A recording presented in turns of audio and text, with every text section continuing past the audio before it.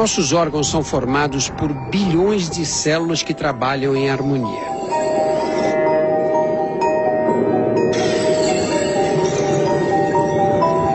Dentro de cada célula existe uma organização perfeita que diz a cada uma delas o que fazer e de que modo deve comportar-se. No interior do núcleo celular está enovelado nosso DNA, estrutura única de cada um de nós.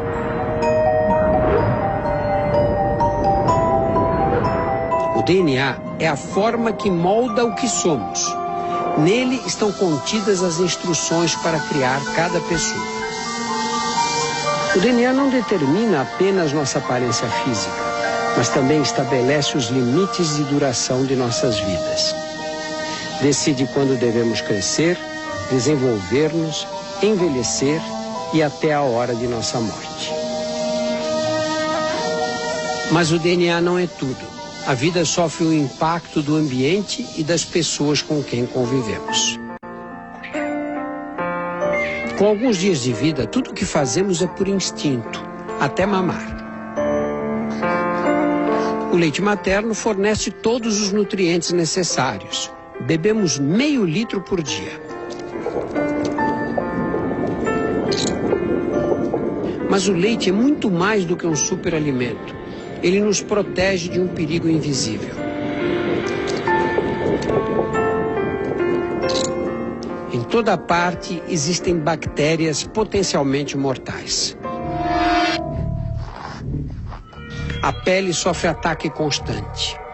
Em nosso corpo existem 10 vezes mais bactérias do que células.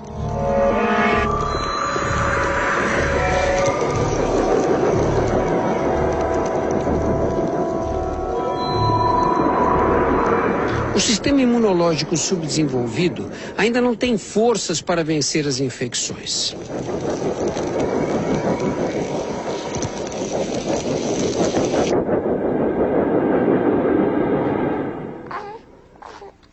Uma obra-prima de estratégia natural, nossas mães nos passam anticorpos através do leite.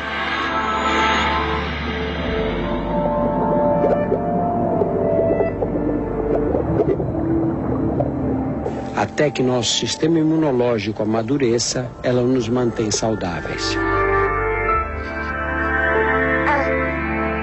A amamentação cria laços tão profundos entre a mãe e o filho que servirão para guiá-lo ao longo da infância e até da vida adulta.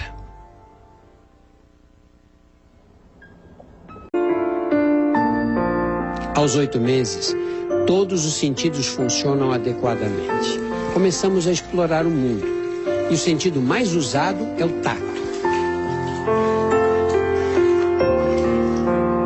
Quando tocamos um objeto, receptores localizados sob a pele enviam sinais elétricos através dos nervos sensitivos, que caminham pelos braços e medula espinhal até o cérebro.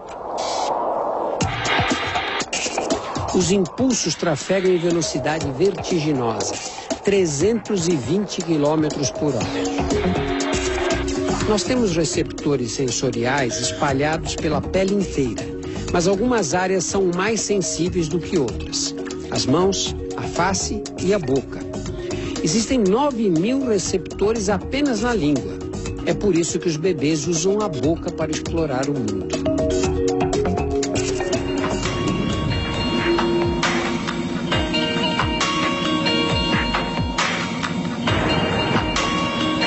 A digestão começa na boca. Os dentes trituram os alimentos. Pequenas glândulas sob a língua produzem saliva para começar a digeri-los. A saliva também lubrifica os alimentos para facilitar o percurso de 12 horas que serão obrigados a fazer pelos 4 metros de intestino. Músculos que se contraem em ondas criam um movimento peristáltico que empurra o bolo alimentar para frente. As contrações são tão poderosas que conseguimos comer até de cabeça para baixo.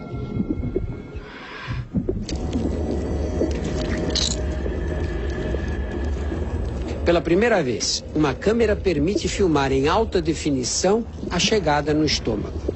O estômago é um reservatório com paredes musculares que se contraem para transformar os alimentos em líquido, com a ajuda do suco gástrico, muito ácido.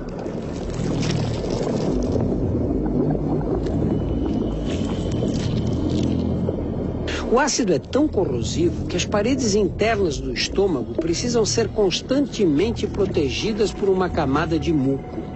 Sem ele, surgem as úlceras.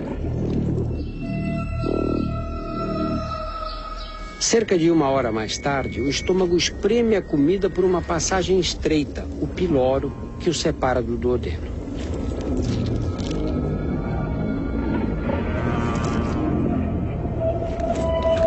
O duodeno é a primeira porção dos 3,5 metros de alças que constituem o intestino fino, onde serão absorvidos os principais nutrientes.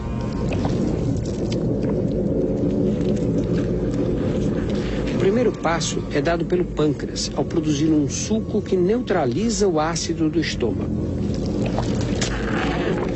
A bile do fígado transforma as gorduras em gotas pequenas. O interior das paredes intestinais possui milhões de projeções microscópicas chamadas vilhos, que aumentam a superfície do intestino, facilitando a absorção. Depois de mais 1h30, o intestino já absorveu a maior parte dos nutrientes.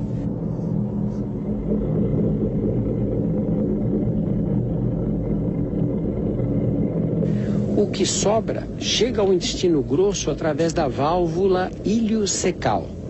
Essa válvula impede que os alimentos voltem no sentido inverso.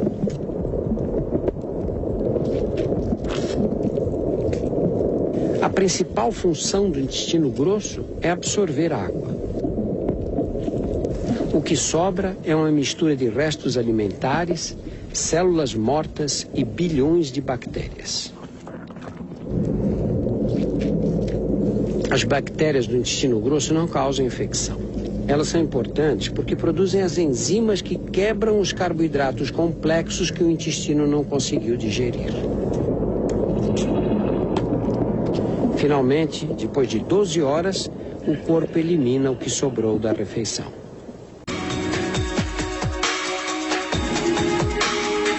Com 1 ano, estamos prontos para andar. Para os primeiros passos não basta força, é preciso equilíbrio. E o segredo do equilíbrio está guardado dentro de nossos ouvidos. Na parte mais interna dos ouvidos, existe uma estrutura com 3 alças dispostas em 3 planos. Esses canais semicirculares são cheios de líquidos. Quando o líquido balança com o movimento, os cílios da parte interna dos canais enviam dados para o cérebro identificar a posição espacial em que o corpo se encontra. Podemos andar. Agora não há mais limites para o que conseguimos fazer.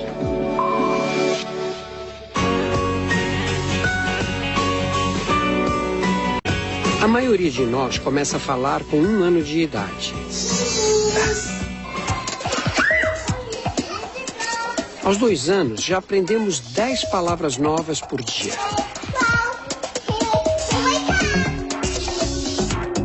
Esta é a área do cérebro envolvida no processamento da linguagem. É chamada área de Broca. Por meio dela, criamos sentenças e expressamos pensamentos complexos.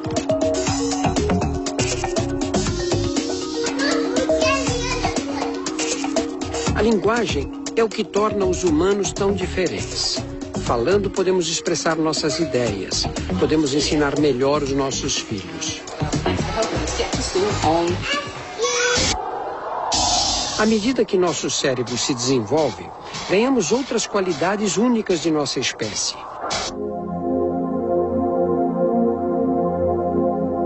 Adquirimos consciência de nossa identidade e individualidade. Aprendemos a pensar por nós mesmos.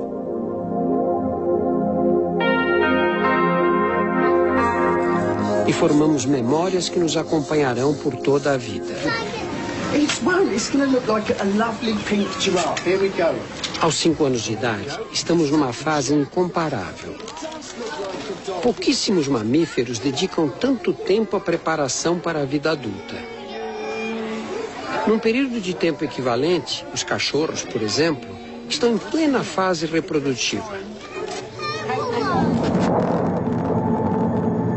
O nosso relógio biológico, comandado pelo DNA, atrasa em mais de 10 anos o início da vida sexual e nos dá uma grande vantagem. Sobra mais tempo para aprender.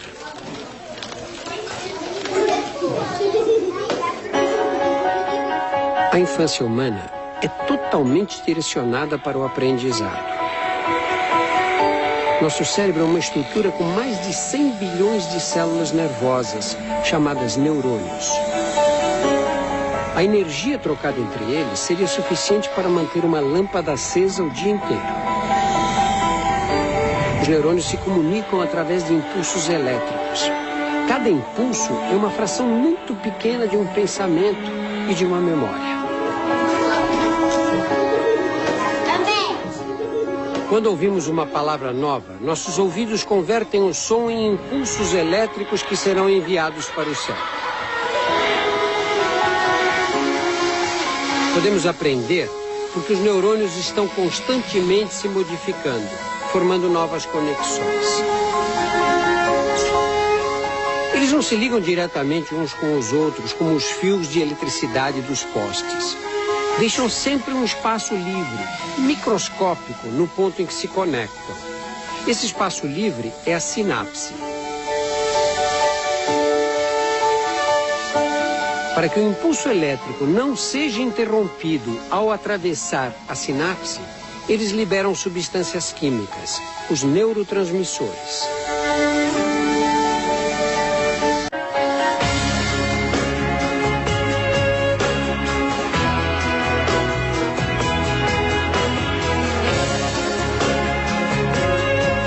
What does the word veteran mean?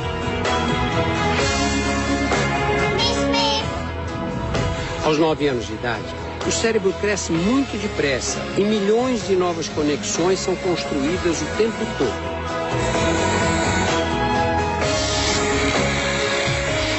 Por isso, a infância é a época ideal para o aprendizado.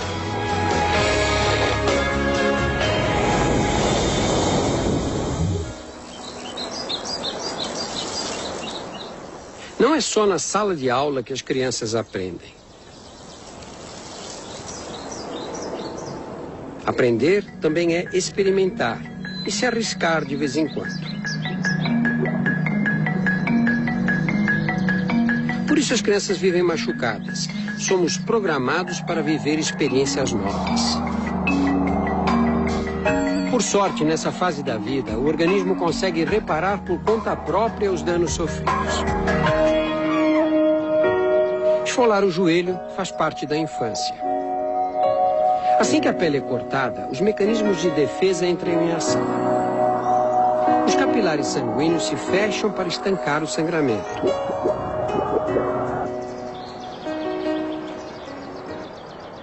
Ao mesmo tempo, as plaquetas, células existentes na circulação, migram para o local e formam uma placa viscosa que também ajuda na cicatrização. É o coágulo.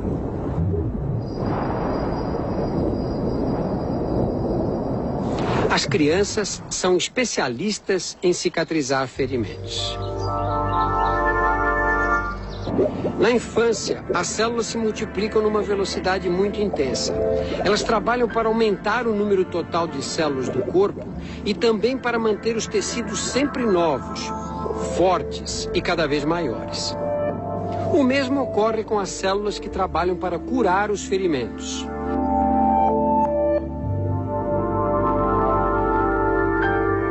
São tão competentes que muitas cicatrizes desaparecem para sempre.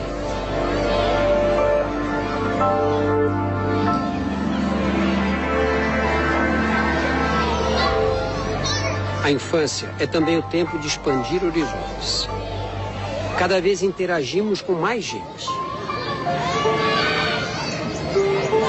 Mas essa sociabilidade nos expõe a germes que podem causar infecções. Felizmente, temos um arsenal de defesas contra eles. Sobrancelhas, cílios, os pelos do nariz e das orelhas impedem a invasão das bactérias que vêm pelo ar. Suor, lágrimas e o muco nasal ajudam a aprisionar os germes. A pele se renova e se protege ao mesmo tempo. Enquanto descama para eliminar as células velhas, elimina também as bactérias que estão na superfície. A boca é mais vulnerável. Descobertas recentes mostram que os germes alojados na boca não são tão inofensivos. Se eles estivessem em outros órgãos, como o coração, poderiam ser fatais. Por sorte, a nossa boca tem uma arma secreta, a saliva. Além de ajudar na digestão dos alimentos, ela possui enzimas capazes de destruir bactérias. Produzimos até 1,5 litros de saliva a cada dia.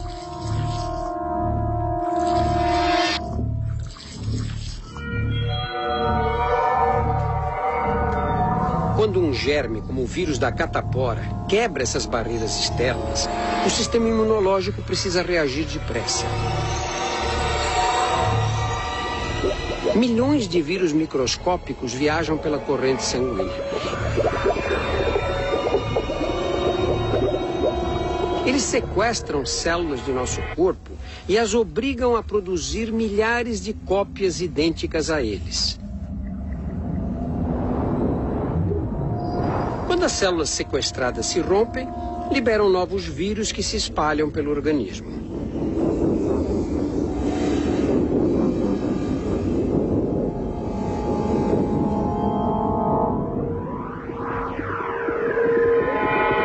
As consequências do ataque são febre e lesões na pele.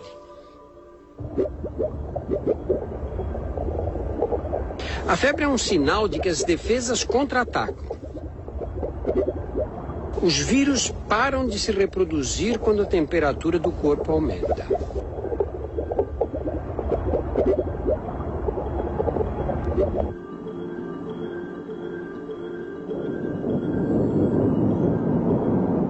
Quando o nosso sistema imunológico entra em ação, glóbulos brancos lançam proteínas tóxicas contra as células sequestradas pelo vírus.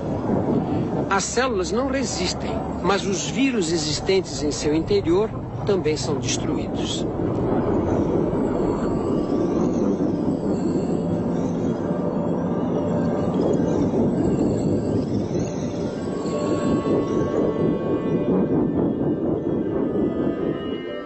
As lesões da pele contêm os destroços dessa guerra, vírus mortos e restos das células que morreram. Pode ser desagradável, mas contrair algumas doenças infecciosas nessa fase da vida é vital para o desenvolvimento do sistema imunológico. O organismo cria anticorpos que serão de grande valia no futuro. Antes sobrevivíamos às custas dos anticorpos que recebíamos passivamente através do leite de nossas mães. Agora somos capazes de fabricá-los por conta própria. Se entrarmos em contato com o mesmo germe pela segunda vez, os anticorpos atacarão imediatamente. Os glóbulos brancos destruirão os inimigos antes que eles proliferem. Por isso a infância é a época ideal para a vacinação. Nas vacinas, usamos germes atenuados ou fragmentos deles. Os anticorpos criam uma imunidade semelhante àquela que seria adquirida se tivéssemos a doença. Ficamos protegidos. Aos 20 anos já atingimos a estatura máxima, mas jamais deixaremos de nos modificar.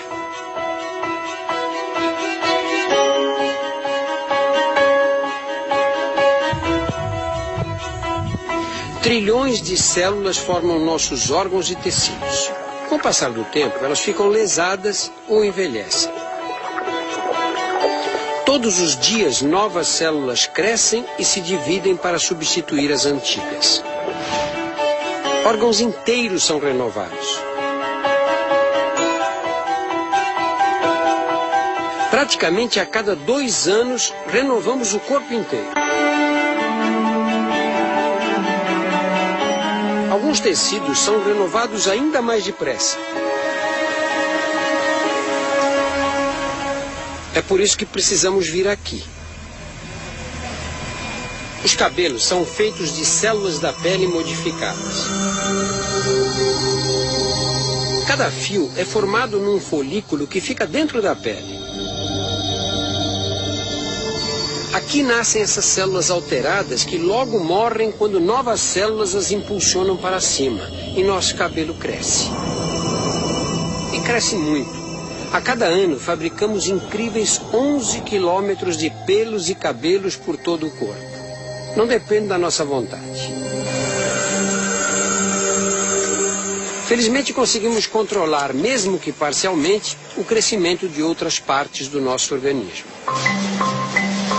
Algumas escolhas que fazemos nessa fase da vida, como fazer exercícios, por exemplo, nos afetam para sempre. O corpo humano é uma máquina construída para o movimento. Precisa de atividade física para funcionar direito. Os exercícios fortalecem o coração, o músculo que mais trabalha em nosso corpo.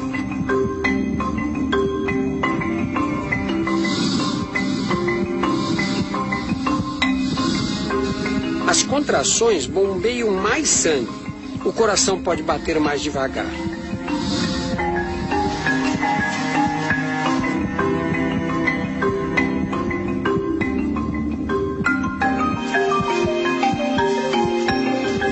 Nossos pulmões, cheios de alvéolos para absorver oxigênio e eliminar gás carbônico, também se beneficiam. O exercício estimula os capilares sanguíneos dos alvéolos a crescer e a absorver mais oxigênio. O fôlego melhora. Podemos inspirar mais ar. Os pulmões se expandem. A superfície pulmonar é enorme. Se pudéssemos esticar completamente os 2 pulmões, eles cobririam uma quadra de tênis. O esqueleto também ganha com atividade física. Os exercícios exercem pressão sobre os ossos. Esse esforço estimula a renovação. Células chamadas osteoclastos eliminam o tecido ósseo que ficou velho. Outras células, os osteoblastos, reconstroem o osso perdido. Desse processo resulta um esqueleto mais forte. Ao mesmo tempo, as fibras musculares se hipertrofiam. Através de uma tecnologia avançada de computação, podemos ver os 650 músculos do corpo humano.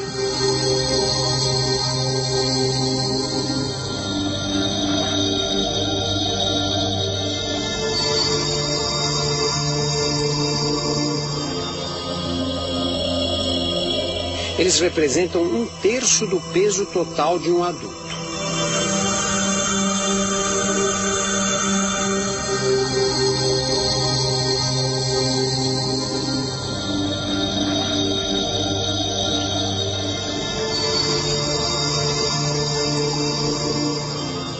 Músculos são pacotes de fibras. Algumas atividades espalham e separam as fibras. Depois, quando as células tentam reparar esse dano, acabam adicionando material extra. O novo músculo cresce maior e mais forte. Ao contrário do exercício físico, há atividades que lesam nossas células. Lesões que nem mesmo a juventude consegue reparar.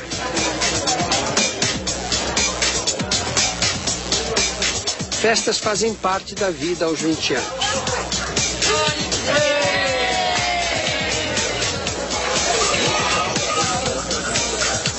Todos sabem que o cigarro destrói os pulmões, mas fumaça não é o único perigo aqui.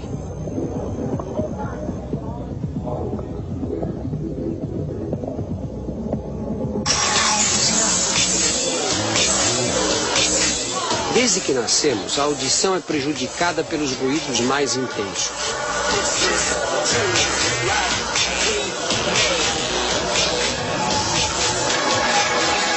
O problema está bem no fundo do ouvido, na cóclea, uma estrutura em forma de caracol, revestida internamente por cílios mais finos do que um fio de cabelo.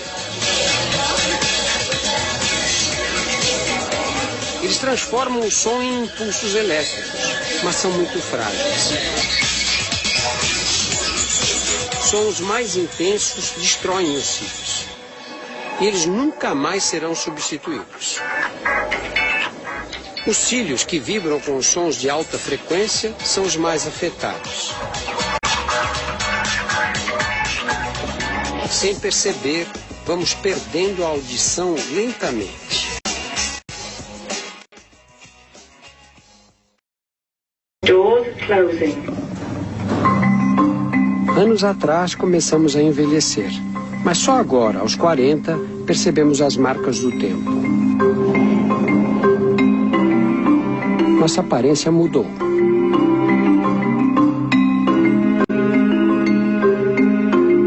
O efeito cumulativo do Sol é responsável pelos primeiros sinais. Aparecem as rugas.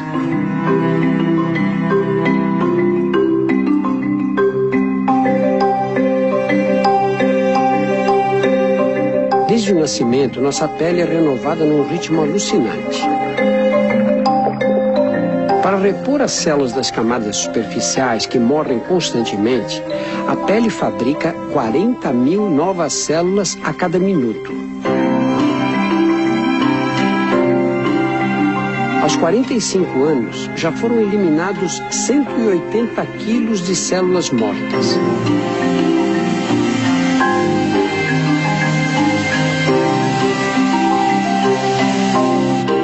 A renovação é tão rápida que as células mais velhas de nossa pele não têm mais do que 1 mês de idade. Mas a causa das rugas não são as células danificadas. As rugas se tornam mais nítidas por causa das fibras do tecido que dá suporte à pele, o colágeno. A radiação ultravioleta do Sol dispara uma reação em cadeia que degrada o colágeno. As fibras se tornam mais finas e quebradiças.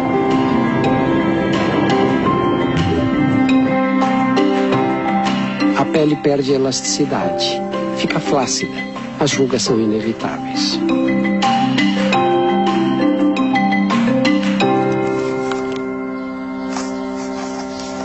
A visão também se modifica. Podíamos ler sem óculos. O cristalino, a lente de nossos olhos, é formado por células que não se renovam, assim como as células do coração e algumas do cérebro.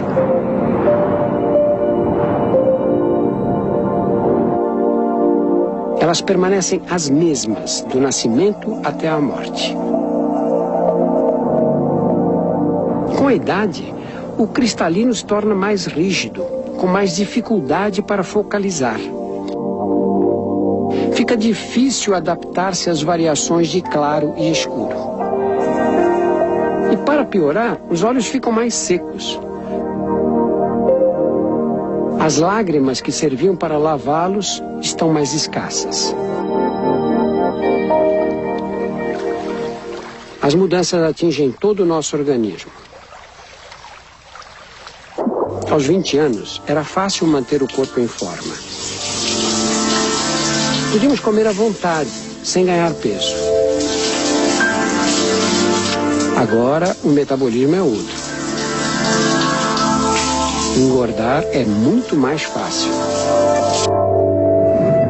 À meia-idade, os níveis de estrógeno, testosterona e de hormônio de crescimento estão mais baixos.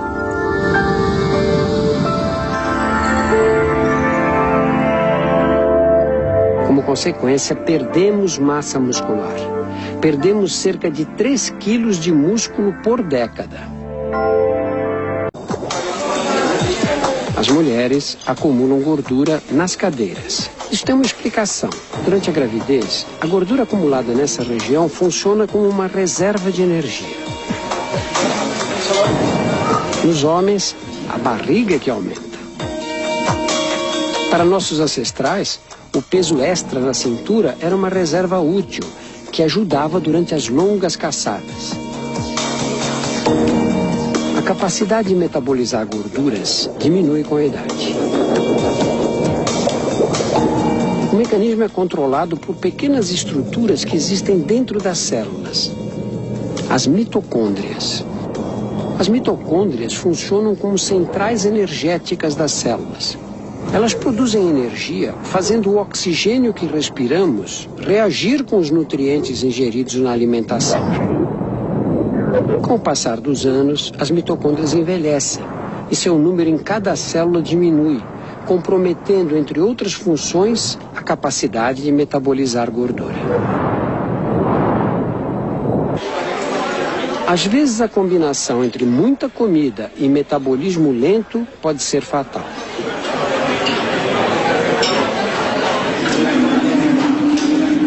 O abdômen avantajado é mais do que um problema estético. A gordura que se vê por fora reflete o acúmulo nos espaços entre os órgãos internos. E a gordura pode invadir cada espaço livre dentro do corpo. Pela primeira vez, uma câmera consegue mostrar em alta definição a extensão dos depósitos de gordura no interior da cavidade abdominal. Tudo que você vê em amarelo é gordura. Aqui o intestino está quase todo encoberto. A gordura não se deposita apenas nas cavidades internas. Ela o faz também e mais perigosamente no interior das artérias. Esses depósitos diminuem o diâmetro dos vasos sanguíneos e dificultam a passagem do sangue. O coração precisa bombear com mais pressão para vencer a resistência.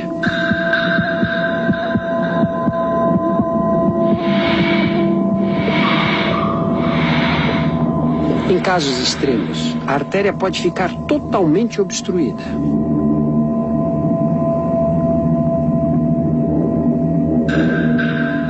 Quando isso acontece com as coronárias que irrigam o coração, o músculo cardíaco privado de oxigênio entra em espasmo. É o ataque cardíaco, principal causa de morte no Brasil.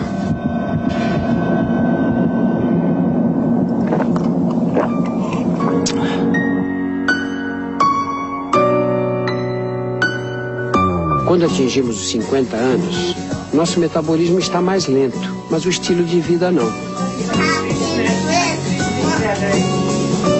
Vivemos atolados de obrigações familiares, compromissos sociais e trabalho. Essa pressão cria condições para a instalação do estresse.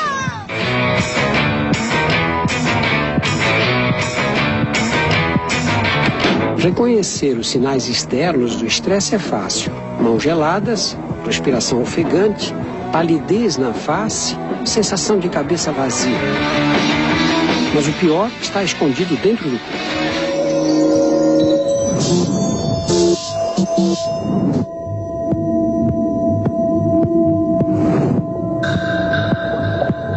As glândulas suprarrenais jogam adrenalina e cortisol na corrente sanguínea.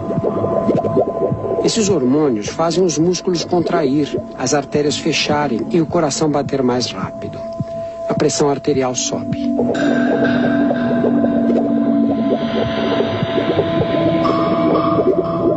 Somos tomados pelo reflexo de fugir ou lutar.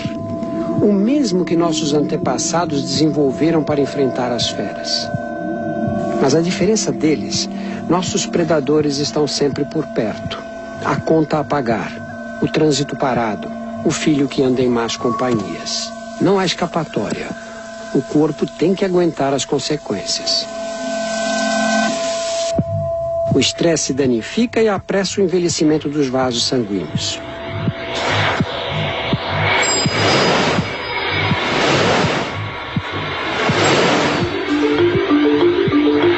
A pressão alta agride as células do revestimento interno das artérias. Elas se tornam menos elásticas, endurecidas.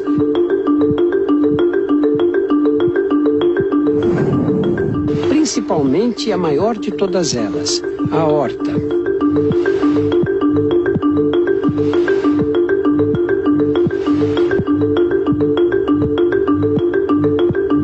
É um ciclo vicioso. O estresse provoca danos nas artérias, aumenta a pressão e faz o coração trabalhar com mais carga.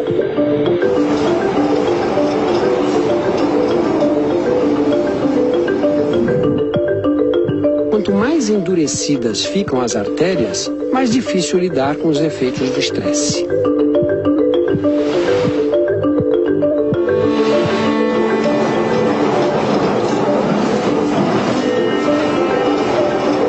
Chegamos ao limite.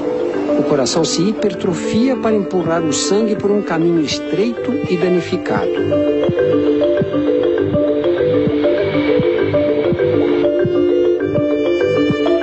A pressão alta pode romper artérias mais frágeis. Quando a ruptura ocorre em uma artéria do cérebro, acontece um acidente vascular, popularmente conhecido como derrame cerebral. Para as mulheres, essa fase da vida reserva um outro desafio, a menopausa. Os ovários ficam sem óvulos e as menstruações desaparecem. A produção de hormônios sexuais, estrógeno e progesterona, cai. O corpo feminino vive o fim da idade reprodutiva. A falta de hormônios altera as regiões do cérebro envolvidas no humor, na disposição e no controle do sono. O hipotálamo, área que coordena o controle da temperatura do corpo, também é afetado. O rosto fica afogueado, surgem ondas de calor acompanhadas de suor e arrepios de frio. Os ossos e os músculos se ressentem da falta de hormônios e enfraquecem.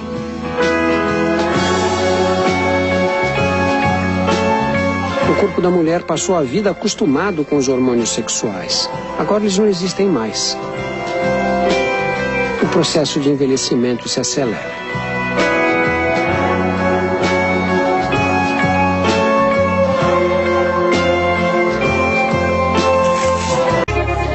Em 70 anos, uma recém-nascida se tornou avó ou bisavó. A cada dia, bilhões de nossas células se dividem em duas. Para isso, precisam duplicar o DNA e destinar uma cópia para cada célula filha. Enquanto as células mais velhas morrem, as recém-nascidas ocupam o lugar deixado por elas.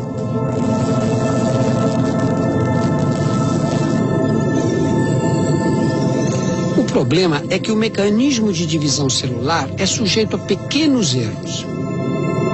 Quando o DNA é copiado, as imperfeições contidas nele também são duplicadas. Cada um desses erros é transmitido às células filhas, às células netas e assim sucessivamente para todas as descendentes. É como nas fotografias, cópias de cópias perdem a nitidez.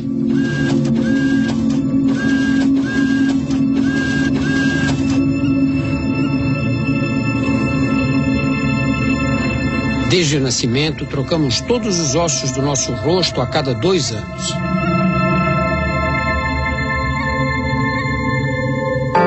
Aos 70 anos, nossa face é a 35ª cópia da que tínhamos ao nascer.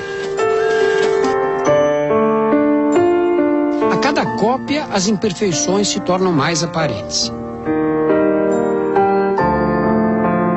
É por isso que parecemos tão diferentes quando estamos mais velhos.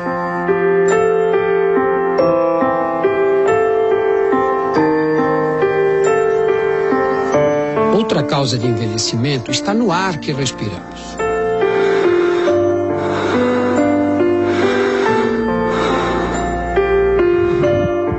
Sem oxigênio não podemos sobreviver, mas ele nos corrói lentamente.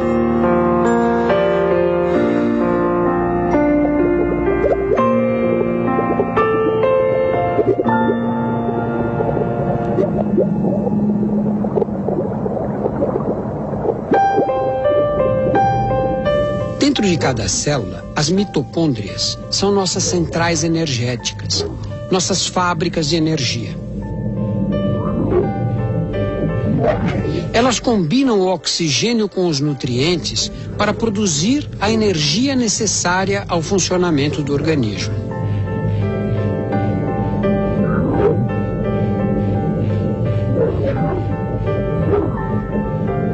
Nesse processo são liberados poluentes, chamados de radicais livres, que agridem as próprias paredes das mitocôndrias e comprometem a produção de energia.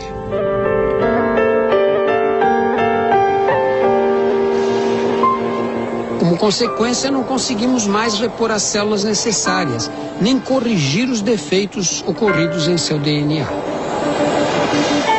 O funcionamento dos órgãos fica comprometido. Eles podem falhar.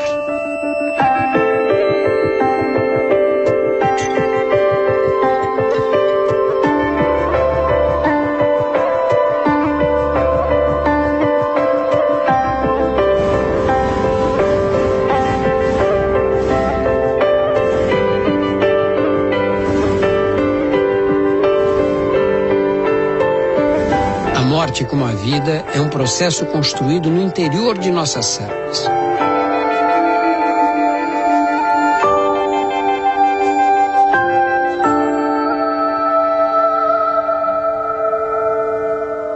Da mesma forma que o DNA controla nosso desenvolvimento, também limita a duração de nossas vidas.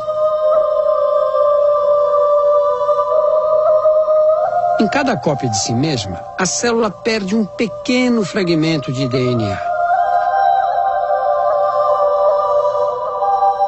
Depois de bilhões de divisões, foi perdido tanto DNA que a capacidade de formar novas células fica comprometida.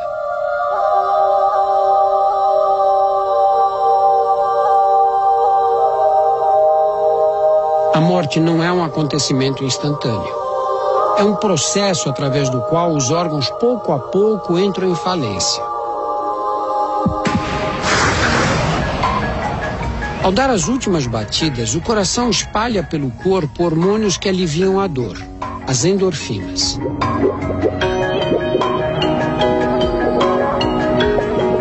Sem oxigênio, os órgãos param de funcionar. Em 10 segundos, a atividade cerebral cai. Em 4 minutos, o cérebro será lesado irreversivelmente. Perderemos a condição humana. A audição é o último sentido a nos abandonar.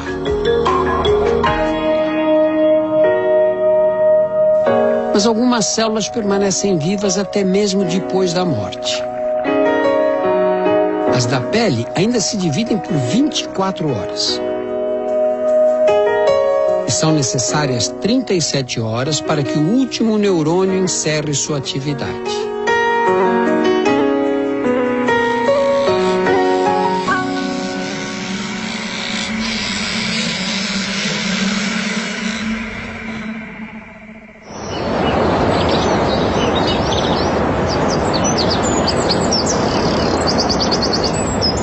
Para alguns de nós, a vida pode durar muito tempo.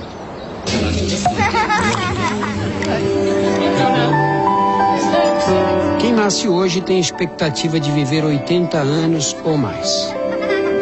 Mas todas as jornadas um dia devem terminar.